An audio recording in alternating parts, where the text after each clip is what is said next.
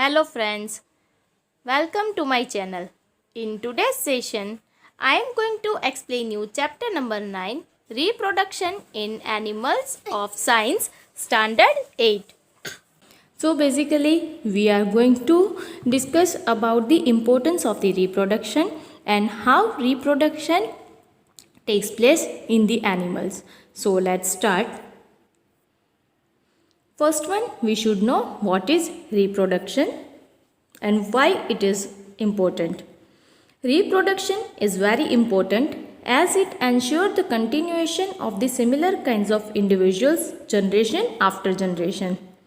अब reproduction it means जो भी इंडिविजुअल है उनकी जो नेक्स्ट जनरेशन है उनके जो इंडिविजुअल्स जो है वो कंटिन्यूएशन में रहते हैं. अगर रिप्रोडक्शन नहीं होगा देन जो ये पॉपुलेशन है जो ये day by day new generation जो आती है वो नहीं आएगी. सो रिप्रोडक्शन जो है वो काफ़ी इम्पोर्टेंट है. In your childhood you may have studied about the kids of the animals, babies of the animals like dog baby puppy, chicken baby chick, cat baby kitten, duck baby duckling and so on. तो यहाँ पे आपको animals and उनके babies के name दिए हैं जो आपने अपने चाइल्डहुड के अंदर भी स्टडी किए थे, राइट. अब इनका रिप्रोडक्शन कैसे होता है, ये पपी जो है वो कैसे बोर्न होता है, that we need to understand about the certain animals. There are two modes of reproduction in animals. First one is the sexual reproduction and second one is asexual reproduction. दो type के reproductions होते हैं. Sexual reproduction it means जिसमें दोनों parent यानी कि male as well as female जो organ है इन दोनों की रिक्वायरमेंट होती है. And asexual reproduction it means एक ही लिविंग बीइंग के अंदर से सिंगल पेरेंट के अंदर से न्यू इंडिविजुअल जो है वो बोर्न होता है. So we are going to discuss about them in details. Now what is sexual reproduction? Plants that reproduces sexually have male and female reproductive parts. Stamen is the male reproductive part and pistil is the female reproductive part. ये आप already अपने 6th class के अंदर पढ़ चुके हो कि जो प्लांट्स है उसके अंदर जो फ्लावर है उसमें दो रिप्रोडक्टिव ऑर्गन्स होते हैं.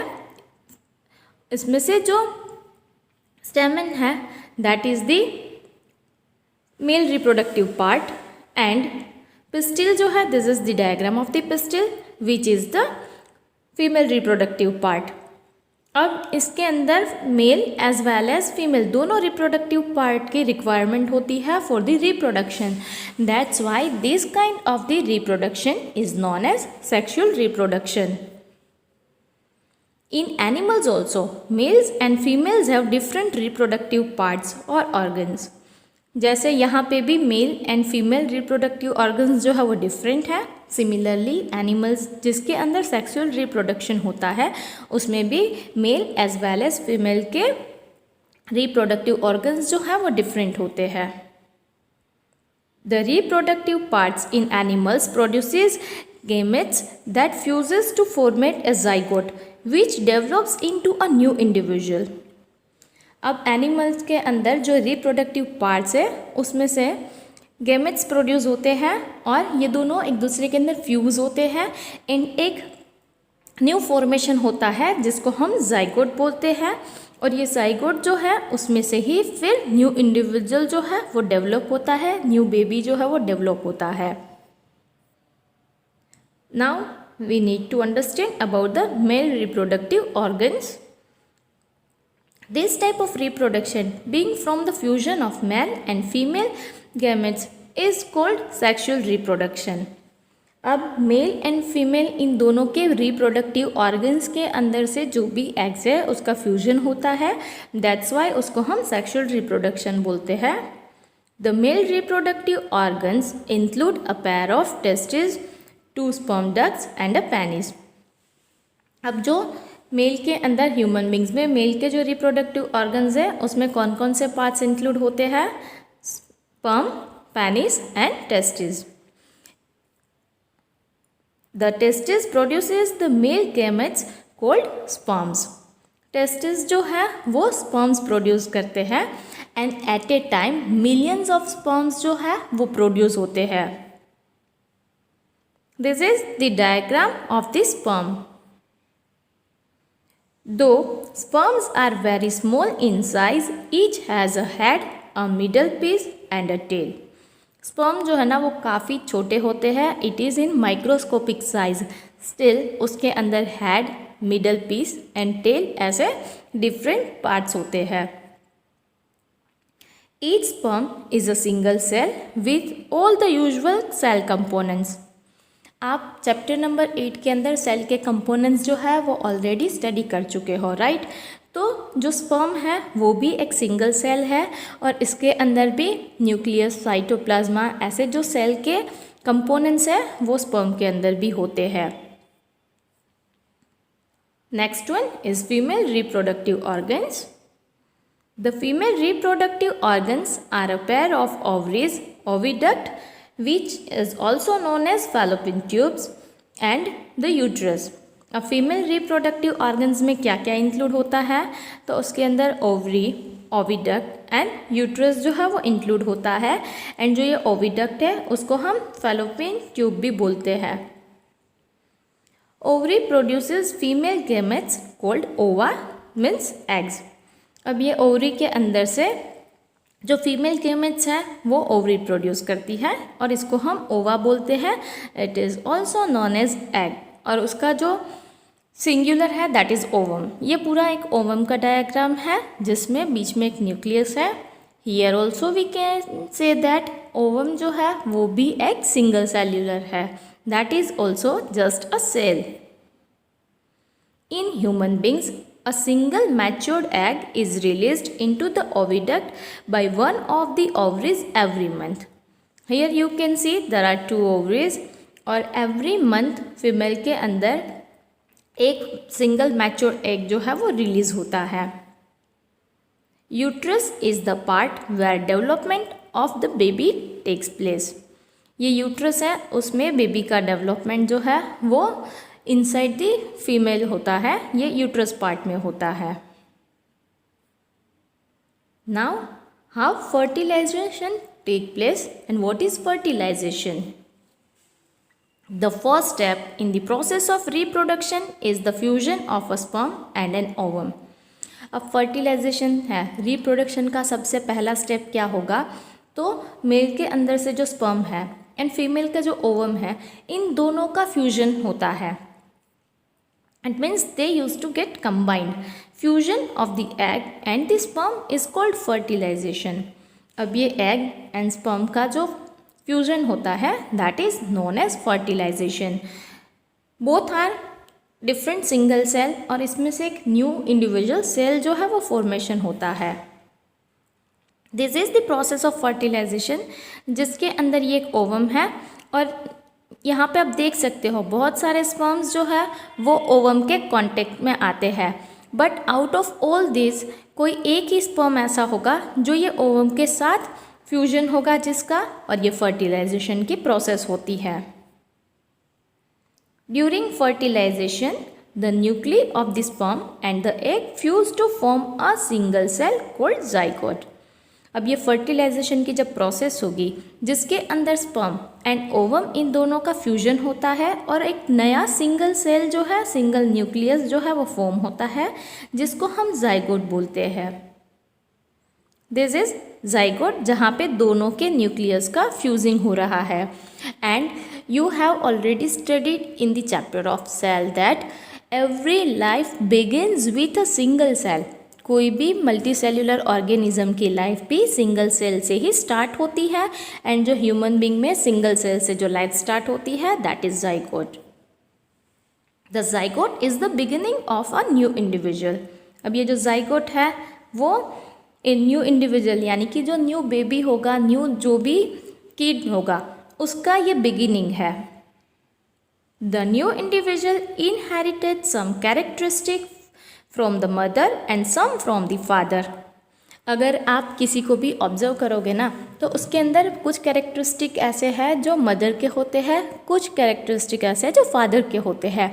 Why it is so, because जो ये जाइगोट का फॉर्मेशन होता है वो स्पर्म एंड ओवम के फ्यूज़न से होता है, यानी कि एक जो है वो स्पर्म जो है वो फादर से आता है एंड जो ओवम है that is from the mother. इन दोनों का फ्यूजन होता है, दोनों का कॉम्बिनेशन होता है एंड न्यू जाइगोट फॉर्म होता है। दैट्स वाई बच्चों के अंदर जो कैरेक्टरिस्टिक है वो mother as well as father दोनों की होती है। Oviduct of some woman are blocked. कुछ वीमेन ऐसी है जिनकी ओविडक्ट यानी कि फैलोपियन ट्यूब्स जो होती है वो ब्लॉक्ड होती है। These women are unable to bear babies because sperms cannot reach the egg for the fertilization. अब जिनके अंदर ये ओविडक्ट ब्लॉक है तो क्या होगा, स्पर्म जो है वो ओवम तक नहीं पहुंच सकता, एग तक वो रीच ही नहीं कर सकता है। तो क्या होगा कि ये जो फर्टिलाइजेशन जो है उसकी प्रोसेस पॉसिबल ही नहीं है, because for the process of fertilisation egg and sperm need to be fuse together. In such cases, doctors collect freshly released egg and sperms and keep them together for a few hours for IVF or in vitro fertilization. अब ऐसे cases में क्या होगा कि जो ये lady है वो एक बेबी को कैरी नहीं कर सकती, बिकॉज फ्यूजन की जो स्टार्टिंग जो प्रोसेस है रिप्रोडक्शन का फर्स्ट स्टेप वो ही उनमें पॉसिबल नहीं है। ऐसे केसेस के अंदर डॉक्टर जो है वो वीमन का फ्रेशली रिलीज्ड एग है वो लेते हैं एंड मेल के स्पर्म्स जो हैं उन दोनों को फ्यू आवर्स के लिए इन विट्रो फर्टिलाइजेशंस के अंदर रखते हैं। It means outer of the body of the female की बॉडी के बाहर के साइड ये फर्टिलाइजेशन करवाया जाता है artificially. The zygote is allowed to develop for about a week and then it is placed in the mother's uterus. Complete development takes place in the uterus and the baby is born like any other baby. अब ये जो zygote है वो develop होगा because fertilisation जैसे ही होगा उसमें से जाइगोट डेवलप होता है और एक वीक तक जाइगोट जो है उसको अच्छे से डेवलप होने का अलाउ करते हैं।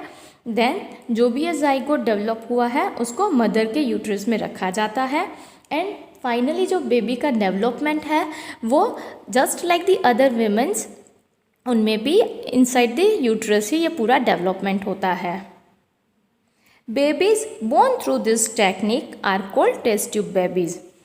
इस टेक्निक से जो बच्चे आते हैं उनको टेस्ट ट्यूब बेबीज बोला जाता है।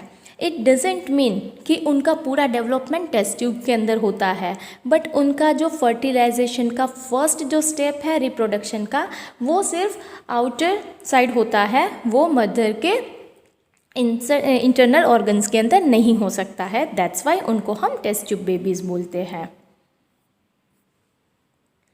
Fertilisation which takes place inside the female body is called the internal fertilisation. जैसे ह्यूमन बीइंग के अंदर एक फीमेल के अंदर ये पूरा फर्टिलाइजेशन होता है, बेबी जो है उसका डेवलपमेंट यूट्रस के अंदर होता है। सो इस टाइप के फर्टिलाइजेशन को इंटरनल फर्टिलाइजेशन बोला जाता है। Internal fertilisation occurs in many animals including humans, cause, dogs and hands. Internal fertilisation जो है वो other than human, cause, dogs, hands in सब के अंदर होता है। In many animals, fertilization takes place outside the body of the female. कुछ animals ऐसे भी हैं जिसमें फर्टिलाइजेशन फीमेल के बॉडी के अंदर नहीं होता है, जो ये फर्टिलाइजेशन जो है वो आउटर साइड होता है, वो बाहर होता है। Now to understand how it is possible, let's discuss one activity. Visit some ponds और slow flowing streams during the spring और rainy season.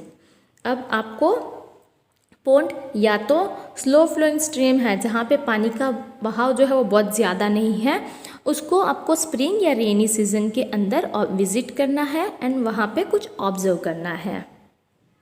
Look out for cluster of frogs eggs floating in the water. अब आपको शायद वहाँ पे अगर frogs रहते हैं आसपास तो आपको फ्रॉग्स के जो एग्स हैं उनके क्लस्टर्स मिलेंगे, ग्रुप में बहुत सारे सेल्स वहाँ पे होंगे जो पानी के ऊपर फ्लोट कर रहे हैं and it would look like this. इस टाइप के कुछ आपको देखने को मिलेंगे। एंड इसमें जो भी ये पूरा डेवलपमेंट होता है बेबी का, वो outside the body of the female होता है। ड्यूरिंग स्प्रिंग और rainy season frogs and toads move to pond and slowly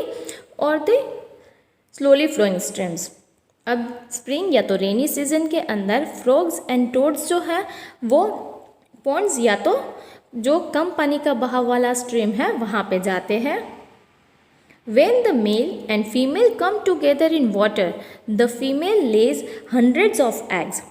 जब ये मेल एंड फीमेल एक दूसरे से के पास आते हैं, फीमेल जो है वो hundreds of eggs, बहुत सारे एग्स जो है वो रिलीज करती है।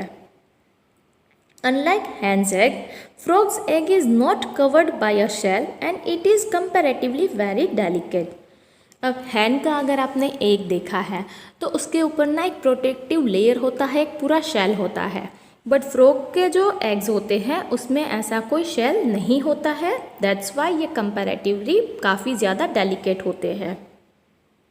A layer of jelly holds the eggs together and provides protection to the eggs.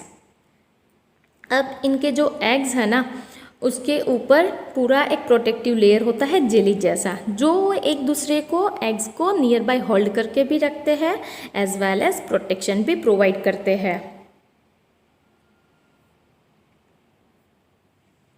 As the eggs are laid the mail deposit sperm over them. जैसे ही ये एग्स जो है वो फीमेल जो है वो ले डाउन करती है, उसके बाद मेल जो है उसके ऊपर स्पर्म जो है उसको डिपॉजिट करते हैं। Each sperm swims randomly in the water with the help of its long tail. आपने मेल ऑर्गन के अंदर स्पर्म जो है उसका डायग्राम देखा था। सिमिलरली यहाँ पे भी जो स्पर्म है उसमें लॉन्ग टेल होती है जिससे ये रैंडमली पानी के अंदर मूव करते हैं।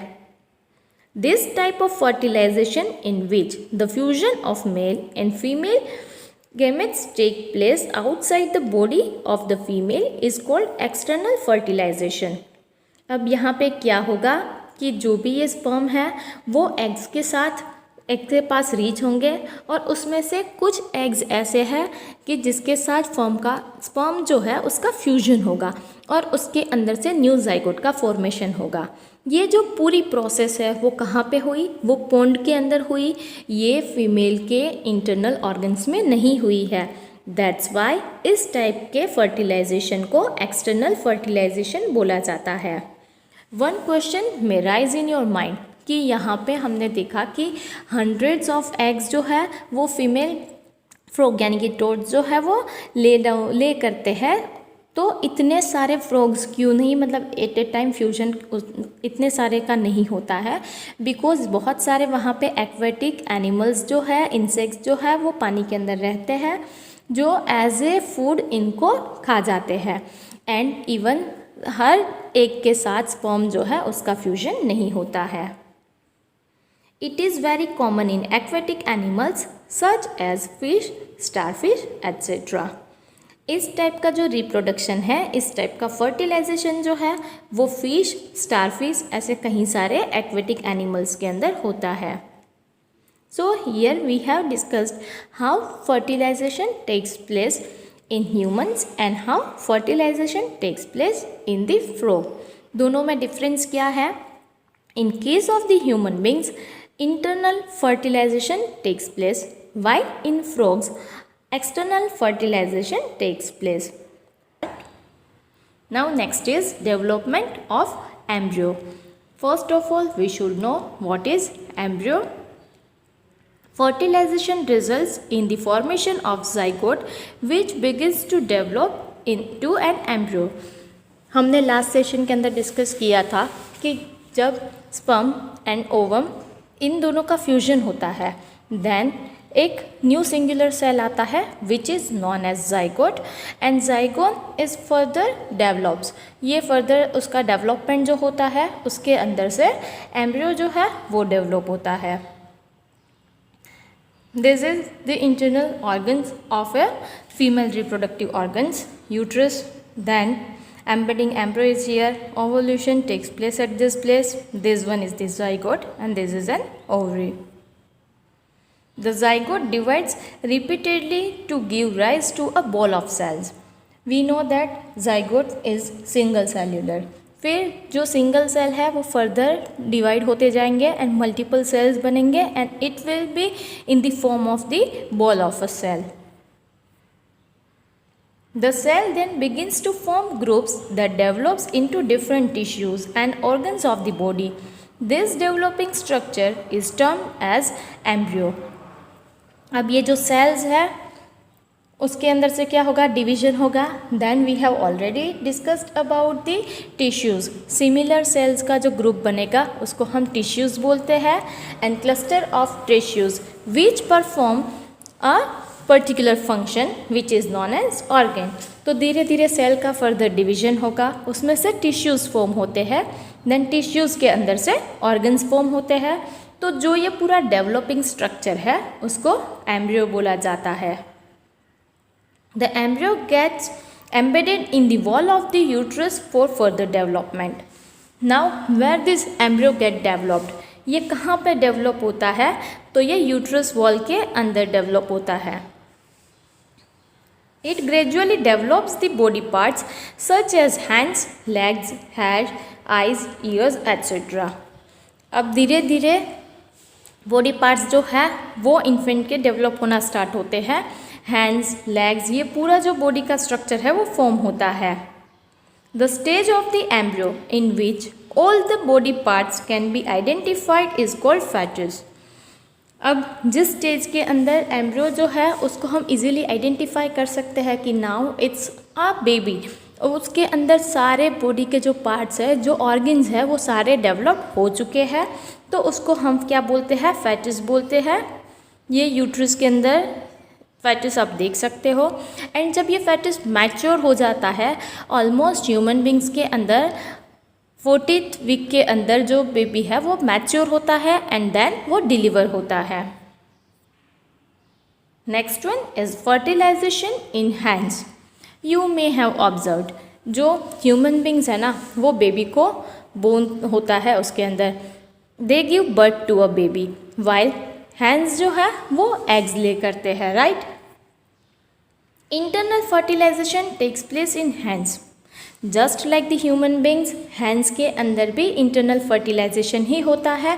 इट मीन्स फ्यूजन की जो प्रोसेस है वो फीमेल के रिप्रोडक्टिव ऑर्गन के अंदर होती है. Soon after fertilization, the zygote divides repeatedly and travels down the oviduct. Many protective layers are formed around it.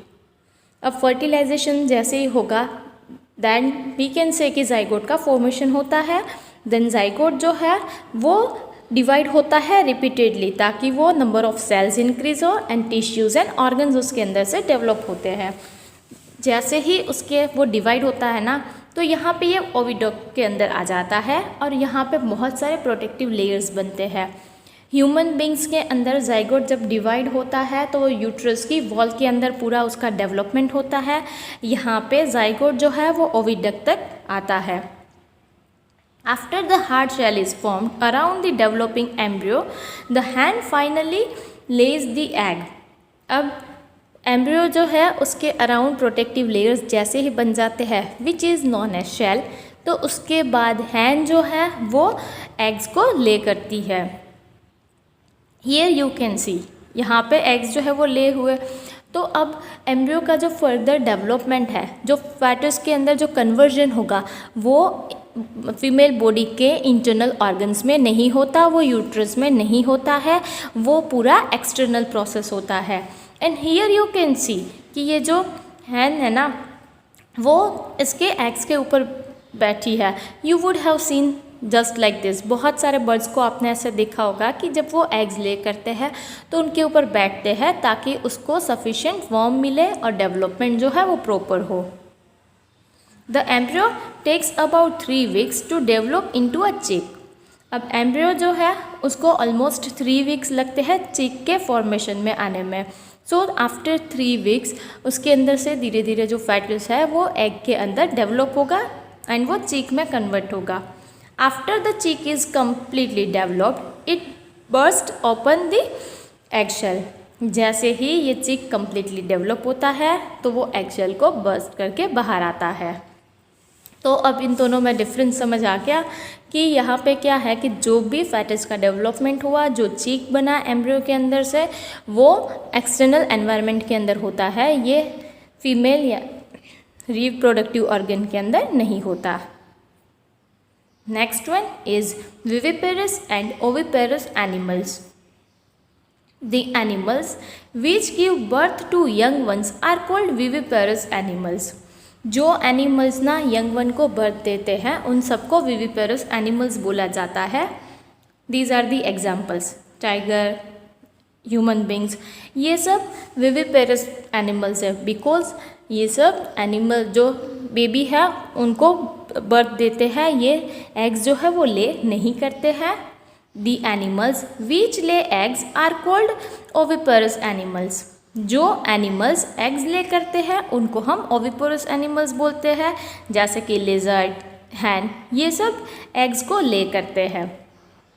दोनों के अंदर जो फर्टिलाइजेशन होता है वो इंटरनल ही होता है, बट दोनों के अंदर जो एम्ब्रियो के अंदर से फेटस का जो डेवलपमेंट है वो डिफरेंट पैटर्न के अंदर होगा। यहाँ पे विविपेरस के अंदर इंटरनल ऑर्गन्स के अंदर होता है, यहाँ पे आउटर साइड होता है।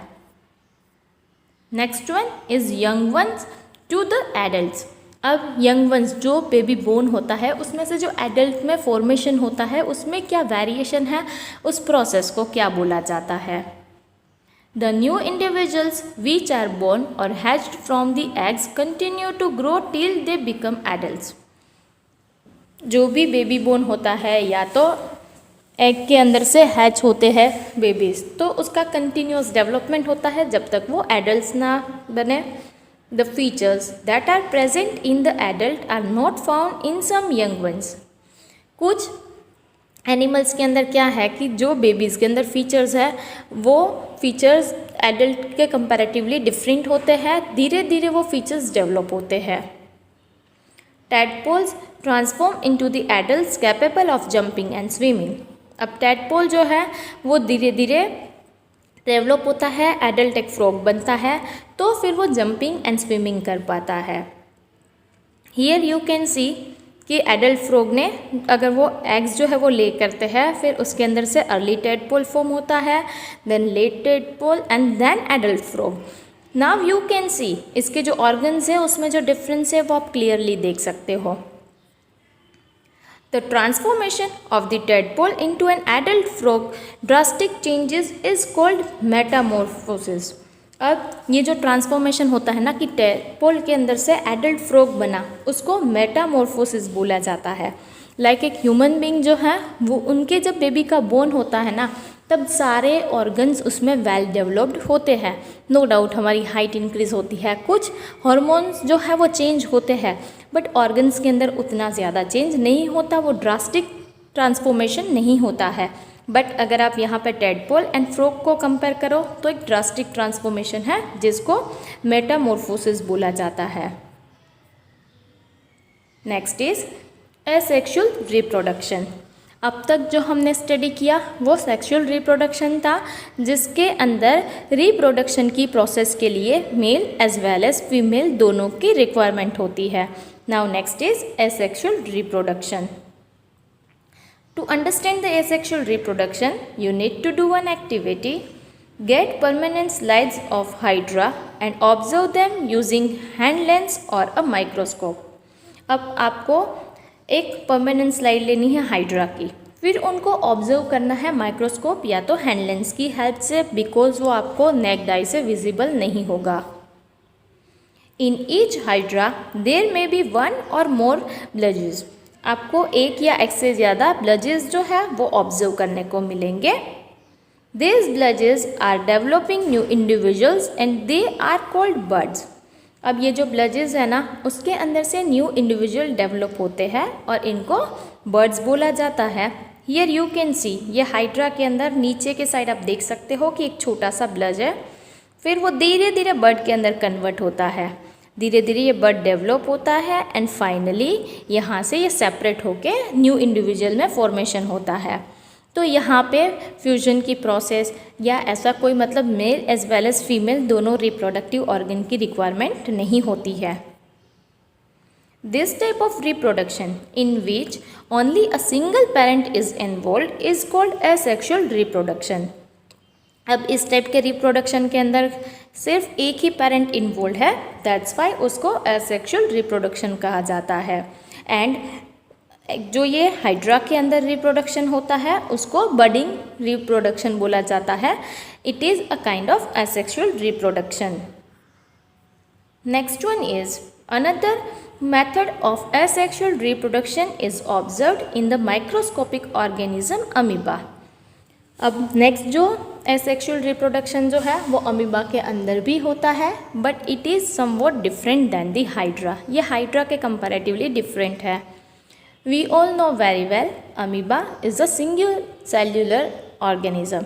ये एक सिंगल सेल्यूलर ऑर्गेनिज्म है, राइट। एक ही सेल के अंदर पूरी लाइफ की प्रोसेस होती है। It begins the process of reproduction by the division of its nucleus into two nuclei। अब यहाँ पे रिप्रोडक्शन कहाँ से स्टार्ट होगा? तो जो उसका एक न्यूक्लियस होता है वो दो न्यूक्ली के अंदर डिवाइड होते हैं। This is followed by division of its body into two, each part receiving a nucleus। पहले न्यूक्लियस जो है वो दो न्यूक्ली के अंदर कन्वर्ट हुए, देन बॉडी पार्ट जो है वो धीरे धीरे डिवाइड होता है और दोनों बॉडी पार्ट के अंदर एक एक न्यूक्लियस होते हैं। Finally to amoeba are produced from one parent amoeba. अब वन पेरेंट अमीबा के अंदर से फाइनली वो दो अमीबा जो है उसके अंदर कन्वर्ट होते हैं। Here you can see it is a parent cell. अब न्यूक्लियस जो है वो डिवाइड हुआ दो पार्ट के अंदर, देन धीरे धीरे उसका बॉडी का जो पार्ट है वो भी उसका भी डिवीजन होता है एंड फाइनली ये एक दूसरे से सेपरेट होते हैं and these are the to daughter cells. ये दो न्यू अमीबा के अंदर ट्रांसफॉर्म होता है। This type of asexual reproduction in which an animal reproduces by dividing into two individuals is called binary fission।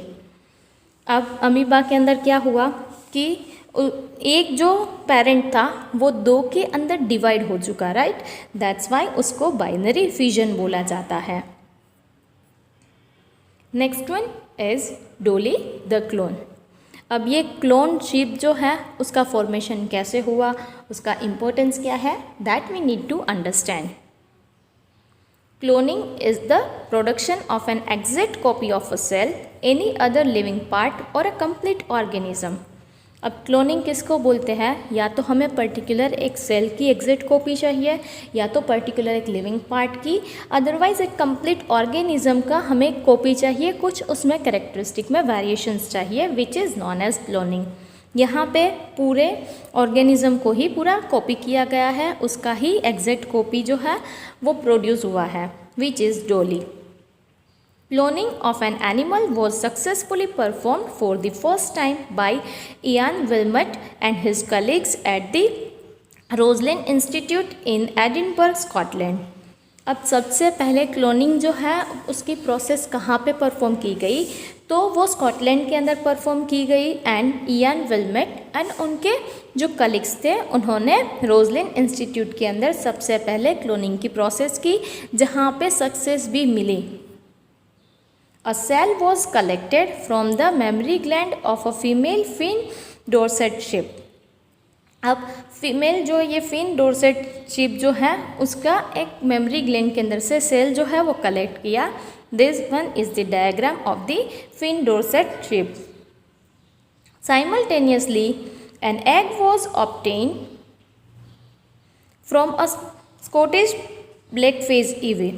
अब दूसरी भी एक शीप ली गई जो है स्कॉटिश ब्लैक फेज। अब इनका भी एक एग जो है वो लिया गया, इनका भी एक एग लिया है, इसका एक सेल लिया है।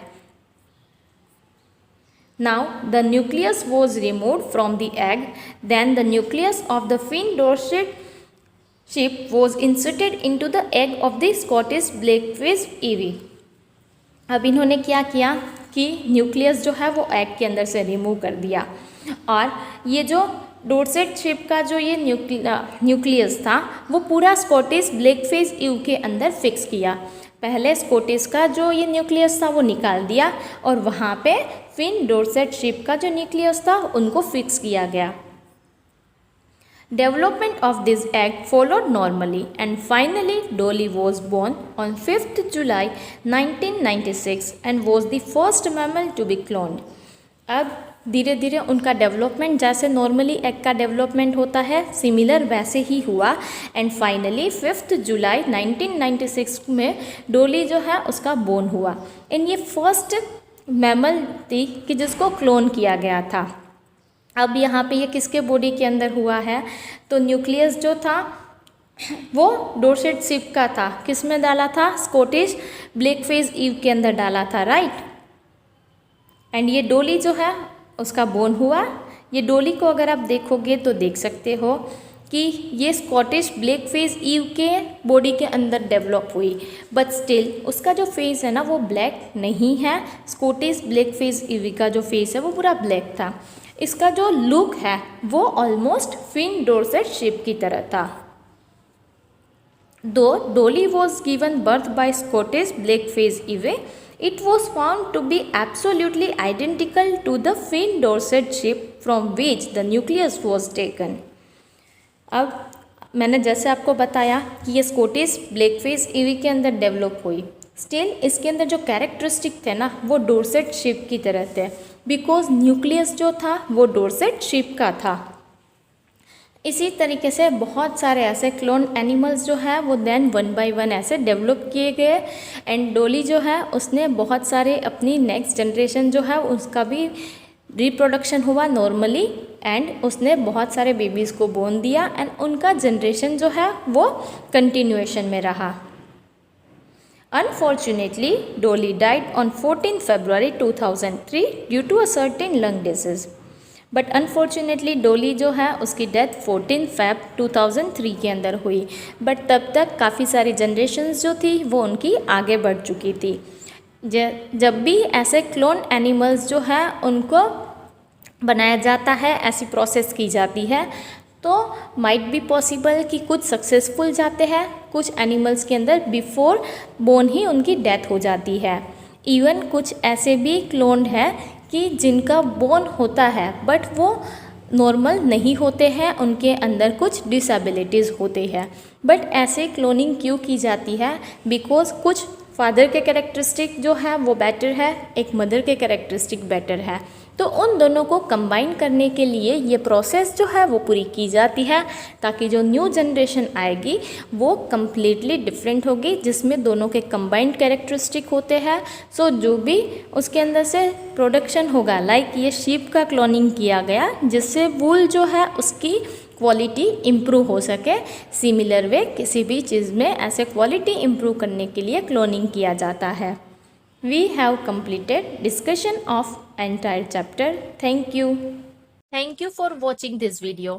If you have really liked this video, please like it and share it with your friends. If you have not subscribed my channel yet, please subscribe it by pressing the bell icon on the right hand side. Thank you.